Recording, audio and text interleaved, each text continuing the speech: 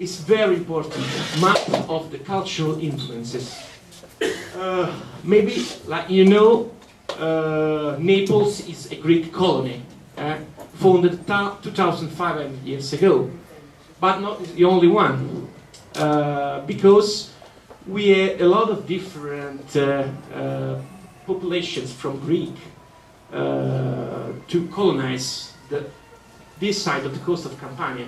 So we had Greek from Eubonia, cioè Euboici from Rodi, Greci from Sibari, and Greci from i Focei. Inside of Campania, at that time, we had the Italice people, okay, that was Sanniti in the art of the country, and from the north, pressing to enter the Etruscans, okay? The contact of these three populations, Greek, Sanniti, and Etruscans, form an incredible patrimony, okay, of our culture in terms of everything.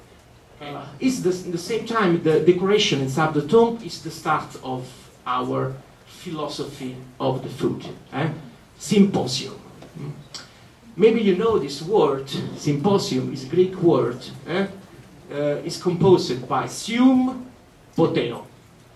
Sium, it means to be together around the table. And poteo, some of you speak Italian, so potabile, what means when it's acqua potabile?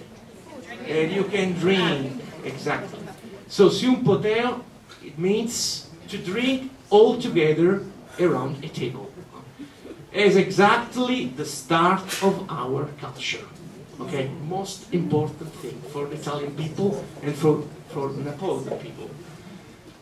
This tomb, like you can see, in this tomb is the representation, in this case, of the noble symposium of 10 men, and in this case, this is just part of the decoration, where we will see one man drinking wine, another man playing with wine, because, you know, he take the cup like that, while he's playing, maybe he's in, he wants to do something, I don't know exactly. But the other couple is just in a moment of love, okay? So, three important things for Greeks were to be inspired from the wine. The wine is something that they had from the god, okay? So they can use to be inspired, not to be drunk, okay? That's a little bit the difference between the Greek people and the Roman people, okay? Most famous wines in Campania. That's just, you know, an overview of the most famous grapes that we have in Campania. Maybe some of you come in Campania to, and if you go in the restaurants to order some wine, you don't know which one, so take a look. Aglianico, for example, is from Hellenicus, is exactly a grape imported by the Greeks. Biancolella is an original grape from Ischia, so is not is imported, is exactly una razza endemica in Italiano. Coda di volpe, delicious, another razza endemica. That's Coda di volpe, you know, the name comes from this shape of the grape. Falanghina, another time this is from Greeks. Yeah, the Greek people imported this delicious grape. Fiano, again from Greek people. Forastera, that's an autochthonal wine, exactly, it's from Campania. Greco di Tufo, like the word say, is imported by the Greece people. Pallagrello in Casavecchia, that's autochthonal wine. Primitivo, that's from Puglia, very old but from Puglia. And the famous, the legend, Lacryma Christi, is the most famous blend. Mozzarella! Oh my gosh. Look how they prepare mozzarella in Caserta, in the north of Naples. Mozzarella is very old product, fresh cheese. Maybe maybe the Romans knew something similar to mozzarella, but we knew only in medieval period we know exactly that they produced mozzarella like today. So the first time was in that monastery of San Lorenzo a Capua. The first time someone produced mozzarella, and very close there's a farm that that little movie is about that place where now it's possible to go to see how they do mozzarella and to try mozzarella. And there you have in two versions mozzarella. It's possible just fresh, and it's best when you eat in the same day, or you can smoke it mozzarella. That's we call provola normally. Okay, that's very good. And now, not only mozzarella, we have a lot of cheese in Campania, you know. We have cacio, we have ricotta, and we have cacio ricotta. The cacio ricotta is very special one, with this one that I put here on this mix, because it's cacio ricotta conciato romano. Conciato romano is one of the oldest that we have in Campania, made with exactly with the same recipe of the old period, of the Roman period. And there's only one place in Campania where it's possible to try that, in Castel di Sasso. It's a very nice village in the north of Caserta.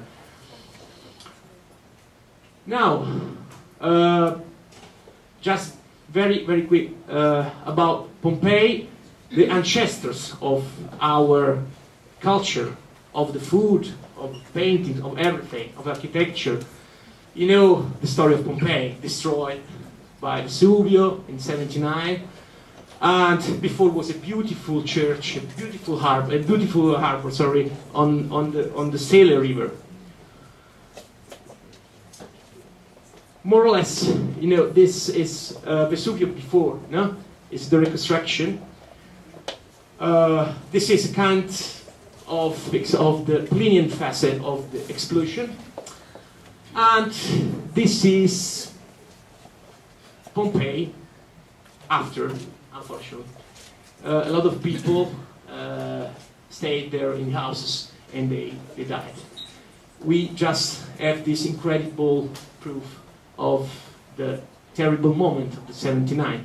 But it's incredible here to see these documents. Today, Pompeii is the hugest archaeological site that we have in Italy.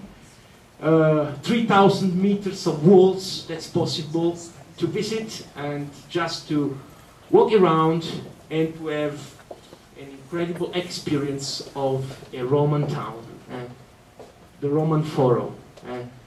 What incredible big square. That means that was very rich, the town. Story of the people of Pompeii. You know, what is very important to say, just in a few words, they don't have electricity. So the life was totally different.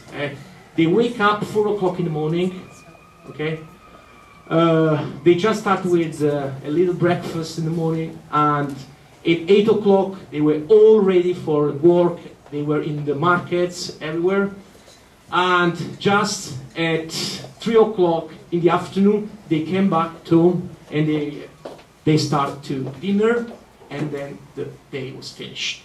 Because life was finished, okay, and just was a quite very hard life, if we think like today.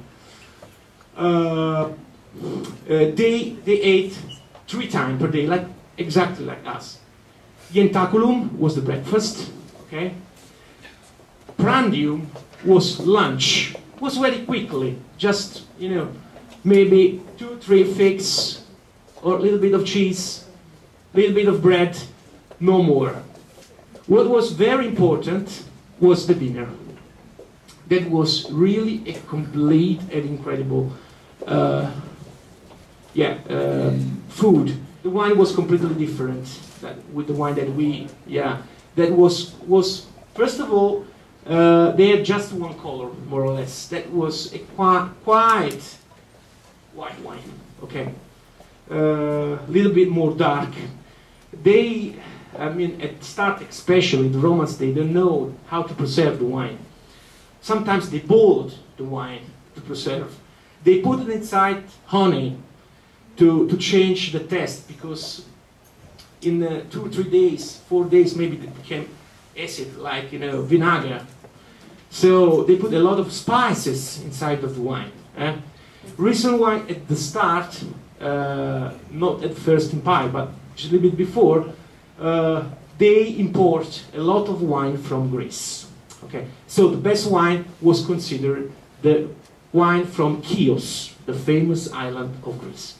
Okay, my friend, I think that is enough for today. And because with this wine from Chios that we have tonight here, and we prepared exactly at the same way of the Roman period, I say you goodbye and thank you very much for this little virtual gratitude to Campania and Pompe.